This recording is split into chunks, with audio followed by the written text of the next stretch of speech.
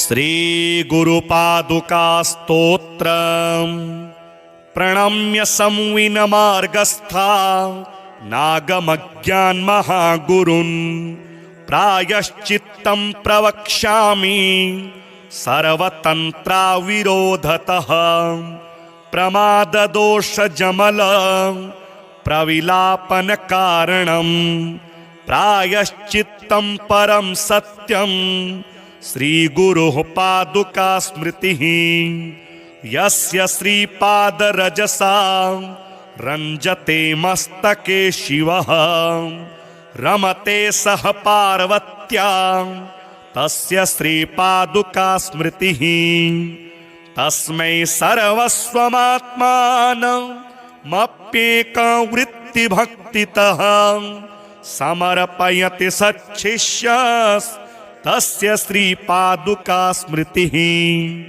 यस्य पादतले सिद्धः पादाग्रे कुलपर्वताः गुल्फौ नक्षत्रवृन्दानि तस्य श्रीपादुका स्मृतिः आधारे परमाशक्तिर्नाभिचक्रे हृदाग्ययोः योगिनीनां चतुष्षष्टिः तस्य श्रीपादुका स्मृतिः शुक्लरक्तपदद्वन्द्वं मस्तके यस्य राजते शाम्भवं तोतयोर्मध्ये तस्य श्रीपादुका स्मृतिः अन्यत् सर्वं सम्प्रपञ्चं निष्प्रपञ्चा गुरुः स्मृतिः तस्माच्छीपादुका ध्यानं सर्वपापनिकृन्तनं पालनाद्युरितच्छेदात् कामितार्थप्रपूरणात् पादुका मन्त्रशब्दार्थं विम्रशन्मूर्ध्नि पूजयेत् श्रीगुरोः पादुका स्तोत्रं प्रातरुत्थाय यः पठेत् नश्यन्ति सर्वपापानि वह्निनातोलराशिवत् काशीक्षेत्रं निवासस्तव चरणजलं जाह्नवी श्रीगुरो नः साक्षाद् विश्वेश्वरो नस्तव वचनतया तारक ब्रह्मबोधे त्वच्छीपादाङ्किता भूरिह भवति गयास्तवत प्रसङ्गः प्रयागः त्वत्तोऽन्यततीर्थदेवः क्वचिदपि च वयं न प्रतीमः पृथिव्यां प्रणम्य संविनमार्गस्था नागमज्ञान्महागुरुन् प्रायश्चित्तं प्रवक्ष्यामि सर्वतन्त्राविरोधतः प्रमाददोषजमल प्रविलापनकारणं प्रायश्चित्तं परं सत्यं श्रीगुरोः पादुका स्मृतिः यस्य श्रीपादरजसा रञ्जते मस्तके शिवः रमते सह पार्वत्या तस्य श्रीपादुका स्मृतिः तस्मै सर्वस्वमात्मानमप्येकवृत्तिभक्तितः समर्पयति सच्छिष्यस्तस्य श्रीपादुका स्मृतिः यस्य पादतले सिद्धः पादाग्रे कुलपर्वताः गुल्फौ नक्षत्रवृन्दानि तस्य श्रीपादुका स्मृतिः आधारे परमाशक्तिर्नाभिचक्रे हृदाग्ययोः योगिनीनां चतुष्षष्टिः तस्य श्रीपादुका स्मृतिः शुक्लरक्तपदद्वन्द्वं मस्तके यस्य राजते शाम्भवं तोतयोर्मध्ये तस्य श्रीपादुका स्मृतिः अन्यत् सर्वं सम्प्रपञ्चं निष्प्रपञ्चा गुरुः स्मृतिः तस्माच्छीपादुका ध्यानं सर्वपापनिकृन्तनं पालनाद्युरितच्छेदात् कामितार्थप्रपूरणात् पादुकामन्त्रशब्दार्थं विम्रशन्मूर्ध्नि पूजयेत्। श्रीगुरोः पादुकास्तोत्रं प्रातरुत्थाय यः पठेत् नश्यन्ति सर्वपापानि वह्निना तोलराशिवत्। काशीक्षेत्रं निवासस्तव चरणजलं जाह्नवी श्रीगुरो नः साक्षाद् विश्वेश्वरो नस्तव वचनतया तारक ब्रह्मबोधे। त्वच्छीपादाङ्किता भूरिह भवति गयास्तवत प्रसङ्गः प्रयागः। त्वत्तोऽन्यततीर्थदेवः क्वचिदपि च वयं न प्रतीमः पृथिव्याम्। प्रणम्य संविनमार्गस्था नागमज्ञान्महागुरुन् प्रायश्चित्तं प्रवक्ष्यामि सर्वतन्त्राविरोधतः। प्रमाददोषजमल प्रविलापनकारणं प्रायश्चित्तं परं सत्यं श्रीगुरोः पादुका स्मृतिः। यस्य श्रीपादरजसा रञ्जते मस्तके शिवः रमते सह पार्वत्या तस्य श्रीपादुका स्मृतिः। तस्मै सर्वस्वमात्मानमप्येकवृत्तिभक्तितः समर्पयति सच्छिष्यस्तस्य श्रीपादुका स्मृतिः। यस्य पादतले सिद्धः पादाग्रे कुलपर्वताः गुल्फौ नक्षत्रवृन्दानि तस्य श्रीपादुका स्मृतिः। आधारे परमाशक्तिर्नाभिचक्रे हृदाग्ययोः योगिनीनां चतुष्षष्टिः तस्य श्रीपादुका स्मृतिः। शुक्लरक्तपदद्वन्द्वं मस्तके यस्य राजते शाम्भवं तोतयोर्मध्ये तस्य श्रीपादुका स्मृतिः। अन्यत् सर्वं सम्प्रपञ्चं निष्प्रपञ्चा गुरुः स्मृतिः। तस्माच्छीपादुका ध्यानं सर्वपापनिकृन्तनं पालनाद्युरितच्छेदात् कामितार्थप्रपूरणात् पादुकामन्त्रशब्दार्थं विम्रशन्मूर्ध्नि पूजयेत्। श्रीगुरोः पादुकास्तोत्रं प्रातरुत्थाय यः पठेत् नश्यन्ति सर्वपापानि वह्निना तोलराशिवत्। काशीक्षेत्रं निवासस्तव चरणजलं जाह्नवी श्रीगुरो नः साक्षाद् विश्वेश्वरो नस्तव वचनतया तारक ब्रह्मबोधे। त्वच्छीपादाङ्किता भूरिह भवति गयास्तवत प्रसङ्गः प्रयागः। त्वत्तोऽन्यततीर्थदेवः क्वचिदपि च वयं न प्रतीमः पृथिव्याम्। प्रणम्य संविनमार्गस्था नागमज्ञान्महागुरुन् प्रायश्चित्तं प्रवक्ष्यामि सर्वतन्त्राविरोधतः। प्रमाददोषजमल प्रविलापनकारणं प्रायश्चित्तं परं सत्यं श्रीगुरोः पादुका स्मृतिः। यस्य श्रीपादरजसा रञ्जते मस्तके शिवः रमते सह पार्वत्या तस्य श्रीपादुका स्मृतिः।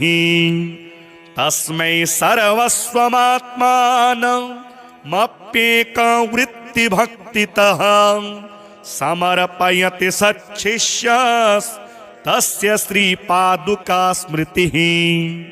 यस्य पादतले सिद्धः पादाग्रे कुलपर्वताः गुल्फौ नक्षत्रवृन्दानि तस्य श्रीपादुका स्मृतिः। आधारे परमाशक्तिर्नाभिचक्रे हृदाग्ययोः योगिनीनां चतुष्षष्टिः तस्य श्रीपादुका स्मृतिः। शुक्लरक्तपदद्वन्द्वं मस्तके यस्य राजते शाम्भवं तोतयोर्मध्ये तस्य श्रीपादुका स्मृतिः। अन्यत् सर्वं सम्प्रपञ्चं निष्प्रपञ्चा गुरुः स्मृतिः। तस्माच्छीपादुका ध्यानं सर्वपापनिकृन्तनं पालनाद्युरितच्छेदात् कामितार्थप्रपूरणात् पादुका मन्त्रशब्दार्थं विम्रशन्मूर्ध्नि पूजयेत्। श्रीगुरोः पादुका स्तोत्रं प्रातरुत्थाय यः पठेत् नश्यन्ति सर्वपापानि वह्निना तोलराशिवत्। काशीक्षेत्रं निवासस्तव चरणजलं जाह्नवी श्रीगुरो नः साक्षाद् विश्वेश्वरो नस्तव वचनतया तारक ब्रह्मबोधे। त्वच्छीपादाङ्किता भूरिह भवति गयास्तवत प्रसङ्गः प्रयागः। त्वत्तोऽन्यततीर्थदेवः क्वचिदपि च वयं न प्रतीमः पृथिव्यां।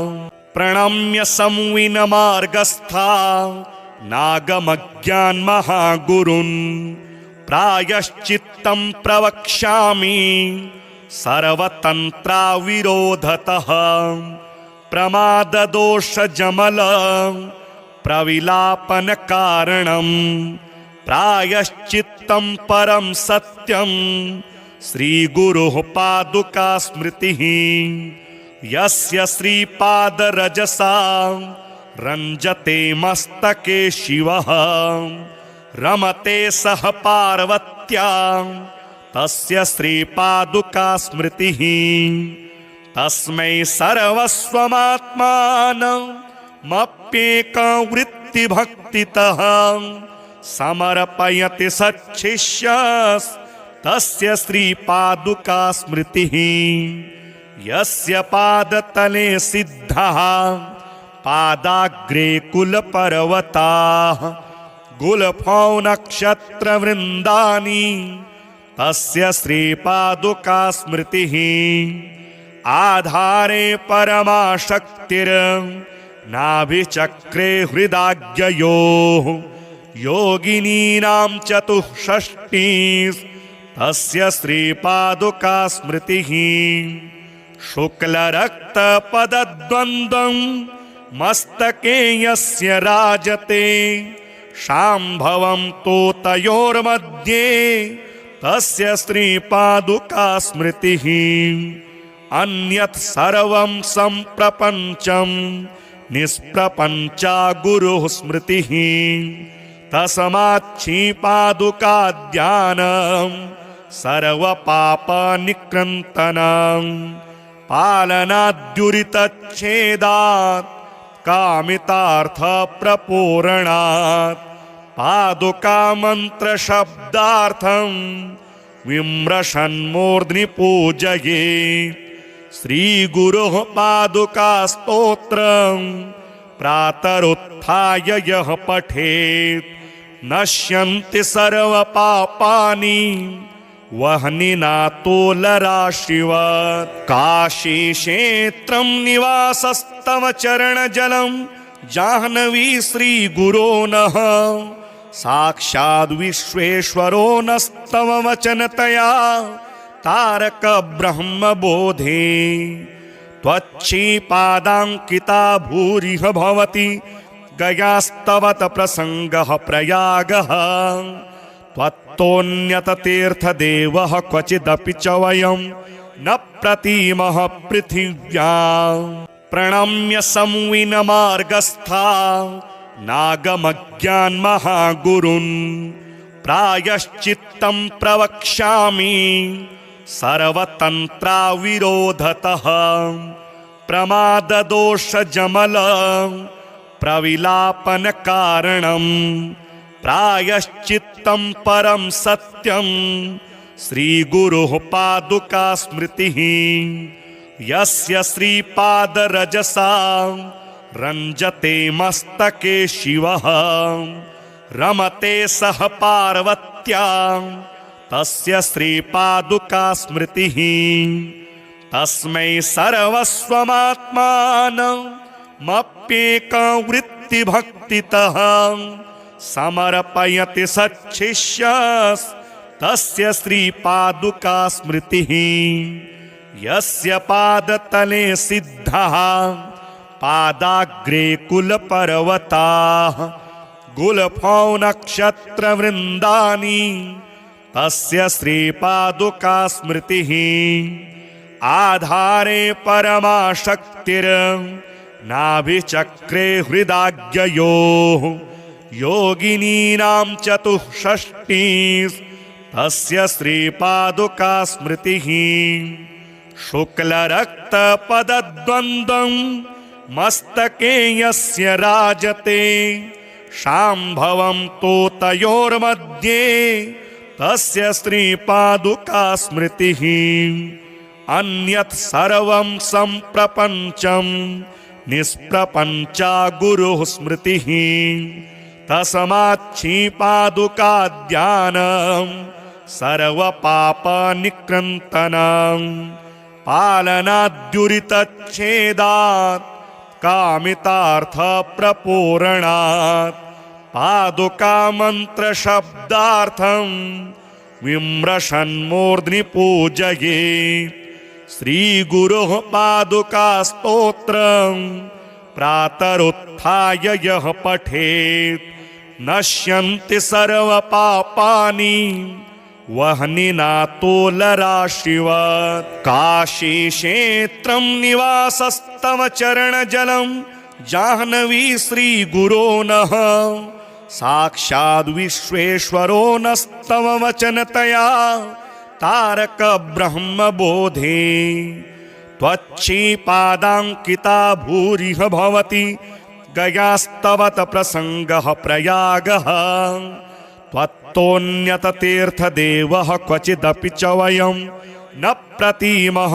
पृथिव्याम् प्रणम्य संविनमार्गस्था नागमज्ञान्महागुरुन् प्रायश्चित्तं प्रवक्ष्यामि सर्वतन्त्राविरोधतः प्रमाददोषजमल प्रविलापनकारणम् प्रायश्चित्तं परं सत्यं श्रीगुरोः पादुका स्मृतिः यस्य श्रीपादरजसा रञ्जते मस्तके शिवः रमते सह पार्वत्या तस्य श्रीपादुका स्मृतिः तस्मै सर्वस्वमात्मानमप्येकवृत्तिभक्तितः समर्पयति सच्छिष्यस्तस्य श्रीपादुका स्मृतिः यस्य पादतले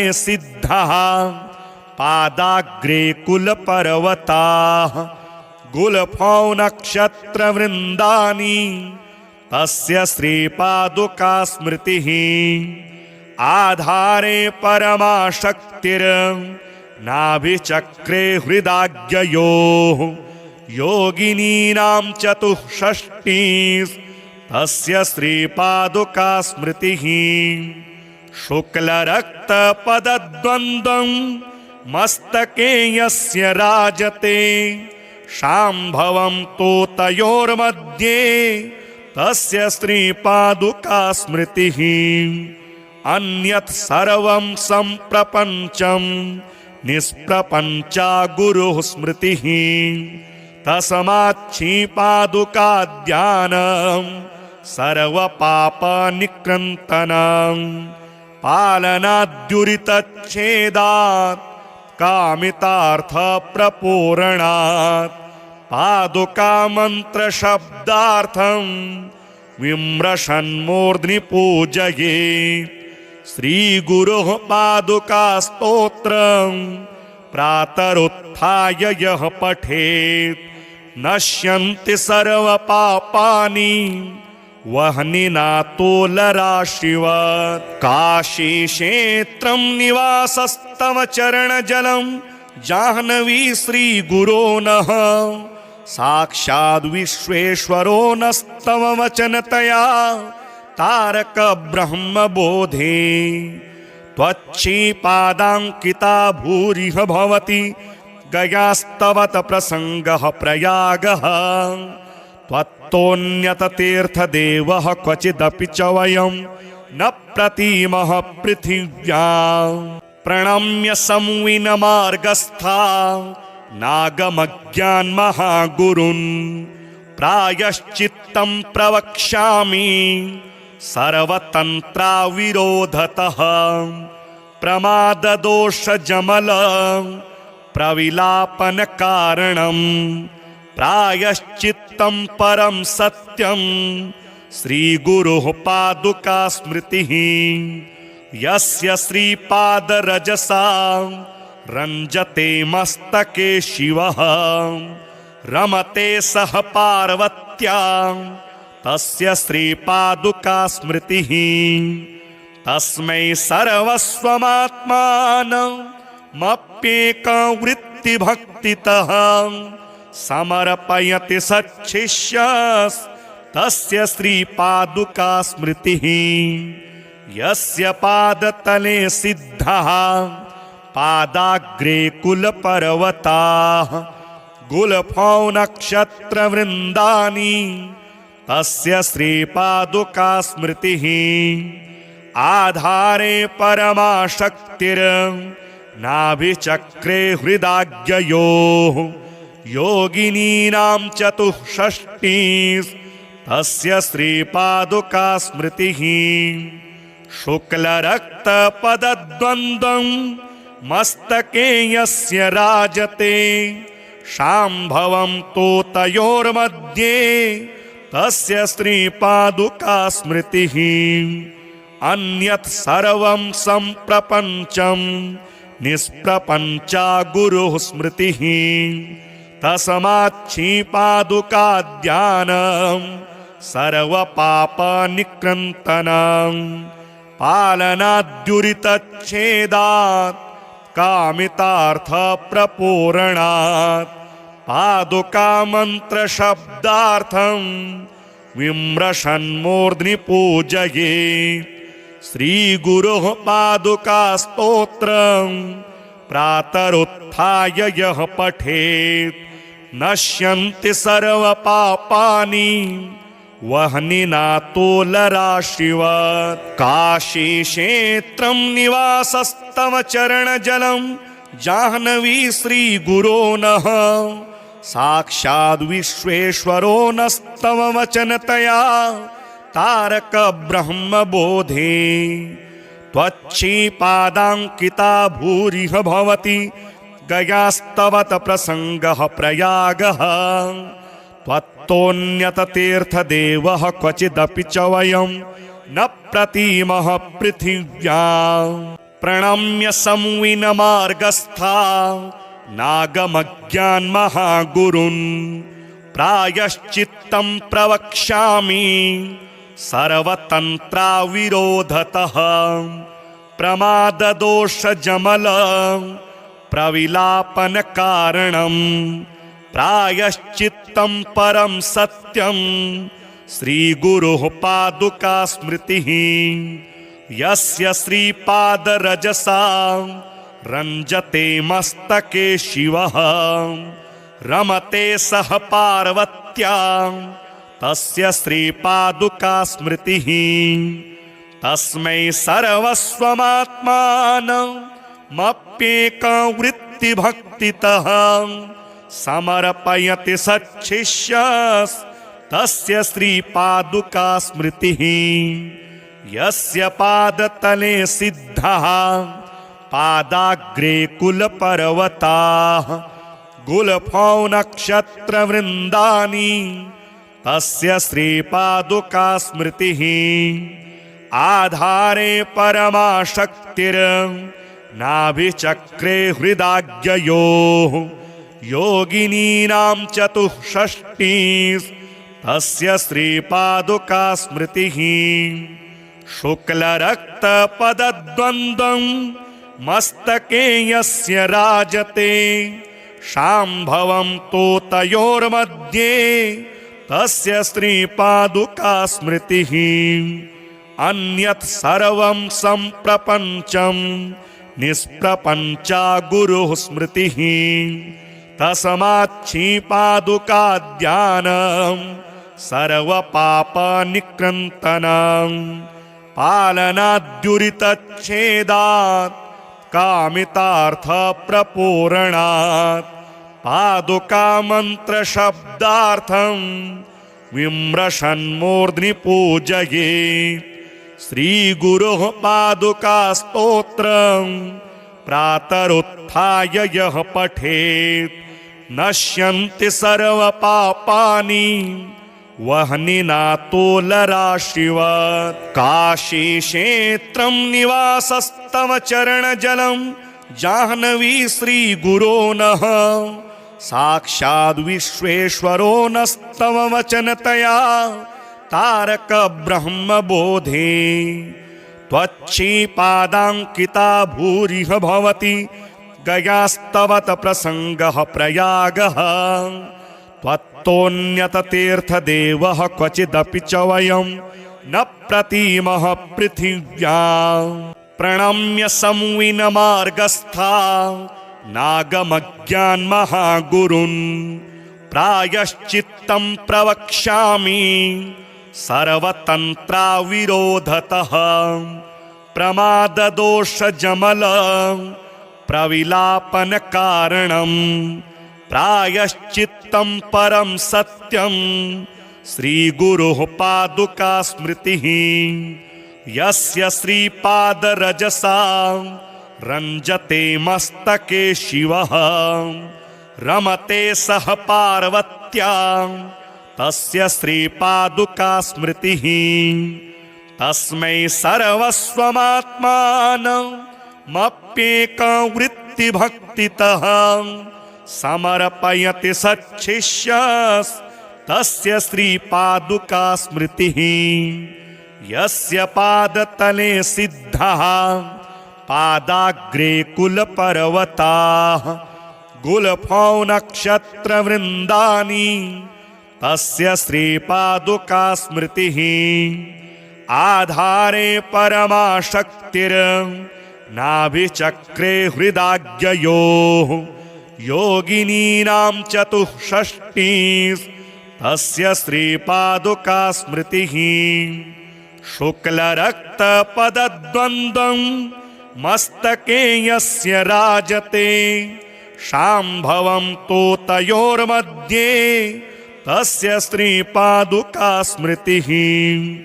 अन्यत् सर्वं सम्प्रपञ्चं निष्प्रपञ्चा गुरुः स्मृतिः।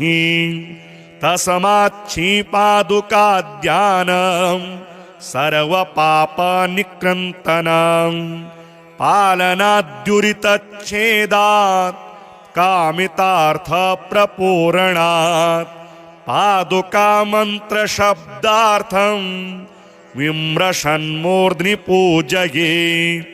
श्रीगुरोः पादुका स्तोत्रं प्रातरुत्थाय यः पठेत् नश्यन्ति सर्वपापानि वह्निना तोलराशिवत्। काशीक्षेत्रं निवासस्तव चरणजलं जाह्नवी श्रीगुरो नः साक्षाद् विश्वेश्वरो नस्तव वचनतया तारक ब्रह्मबोधे।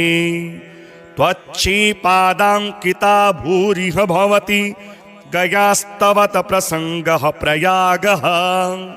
त्वत्तोऽन्यततीर्थदेवः क्वचिदपि च वयं न प्रतीमः पृथिव्याम् प्रणम्य संविनमार्गस्था नागमज्ञान्महागुरुन् प्रायश्चित्तं प्रवक्ष्यामि सर्वतन्त्राविरोधतः प्रमाददोषजमल प्रविलापनकारणम् प्रायश्चित्तं परं सत्यं श्रीगुरोः पादुका स्मृतिः यस्य श्रीपादरजसा रञ्जते मस्तके शिवः रमते सह पार्वत्या तस्य श्रीपादुका स्मृतिः तस्मै सर्वस्वमात्मानमप्येकवृत्तिभक्तितः समर्पयति सच्छिष्यस्तस्य